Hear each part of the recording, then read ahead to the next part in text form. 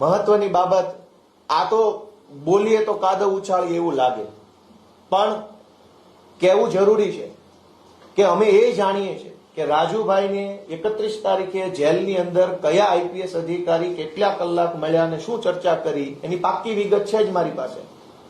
અને રાજુભાઈ ગાંધીનગરમાં ગૃહમંત્રીને કયા રોડ ઉપર કયા બંગલામાં કેટલા વાગ્યે મળ્યા એ પણ વિગત છે. એટલે રાજુભાઈએ કોઈ મહાનતા બતાવવાની જરૂર નથી. મહાનતા તો ગુજરાતના ખેડૂતોની છે કે રાજુભાઈ જેવા માણસને એટલી બધી એને પ્રસિદ્ધિ આપી. અને બદલામાં રાજુભાઈ શું કર્યું? ગાંધીનગરમાં ગૃહમંત્રી સાથે ગુપ્ત બેઠકો કરી પોતાના કેસનો સોદો કરી લીધો. આ સુરેન્દ્રનગરની સજામાંથી બચવાનો સોદો કર્યો અને ગુજરાતના ખેડૂતોનો જે અવાજ છે એનો સોદો ગાંધીનગરમાં કરવાનું કામ કર્યું. આ સોદો બિલકુલ વ્યાજબી નથી.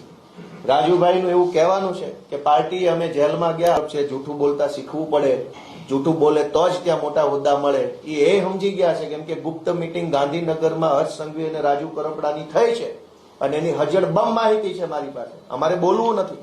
આઈપીએસો મળવા આવ્યા છે જેલમાં, એ માહિતી છે ક્યાંથી ક્યાં. કેમ કે આજકાલ કઈ છાનું રહેતું નથી, આજકાલ બધું જાહેર થઈ જાય છે.